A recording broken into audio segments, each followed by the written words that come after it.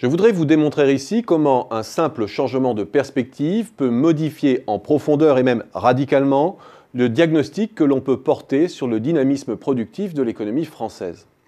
Je ne m'appuie ici que sur les données de l'INSEE en essayant de prendre en compte plusieurs phénomènes importants. D'abord le fait que l'industrie s'est recentrée vers des fonctions à plus forte valeur ajoutée. Il nous faut donc privilégier les indicateurs qui prennent le mieux en compte cet aspect qualitatif. Ensuite, le fait que le périmètre de l'industrie a fortement évolué, notamment parce qu'elle externalise des pans entiers de son process sur d'autres secteurs.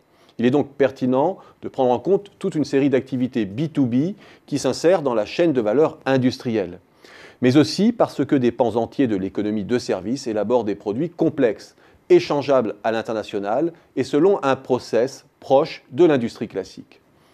Partons maintenant de l'indice phare de suivi de l'activité industrielle à court terme, l'indice de production industrielle, l'IPI. Cet indicateur tente de cerner au plus près les quantités produites par l'industrie en pondérant les différents biens en fonction de leur poids dans la valeur ajoutée pour une année donnée, en l'occurrence 2010. Certes, l'industrie représente une faible part du PIB aujourd'hui. Mais si les conjoncturistes lui portent autant d'attention, c'est d'une part parce qu'elle est au diapason des composantes les plus cycliques de l'activité, les biens durables, les biens d'équipement et les exportations notamment. C'est d'autre part parce qu'on lui prête un pouvoir d'entraînement sur toute une série d'activités de services en aval et en amont. Que nous dit l'IPI ?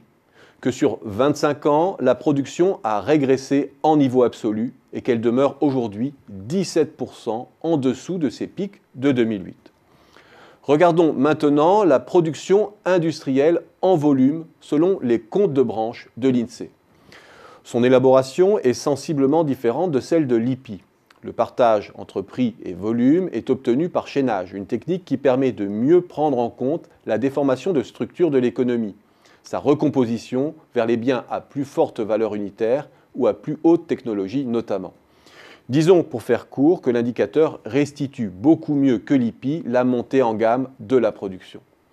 Que voit-on alors ? Que contrairement à l'IPI, la production a progressé de 25% depuis 1990. Elle n'a pas en revanche restauré ses niveaux d'avant-crise et stagne depuis 2010. Regardons ensuite la valeur ajoutée du secteur manufacturier, qui retranche les consommations intermédiaires et se concentre sur la valeur créée au sein de la branche et sur le territoire. Elle croît plus que la production, ce qui est plutôt contre-intuitif par rapport à l'idée d'une externalisation croissante. Cela tient au fait qu'en externalisant l'assemblage à l'étranger ou certaines tâches de service sur d'autres branches, le secteur manufacturier s'est recentré sur les opérations à plus forte valeur ajoutée, à plus haute compétence donc.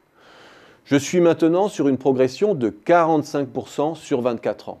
Mais là encore, la crise a laissé une empreinte durable après 2008. Élargissons maintenant le champ de l'analyse et réintégrons dans notre observation toute une série de services à dominante B2B, incorporés à l'industrie ou directement échangeables à l'international. Les services aux entreprises, le transport, les secteurs de l'information et de la communication, les grandes entreprises de réseau dans l'énergie, le retraitement et enfin la finance. Que voit-on maintenant ? Que la progression de la production est de 65% sur 25 ans. Que non seulement les niveaux d'avant-crise sont récupérés, mais que l'activité tend peu à peu à redécoller. Bref, le contraste avec le diagnostic qui ressort de la seule observation de l'IPI est saisissant.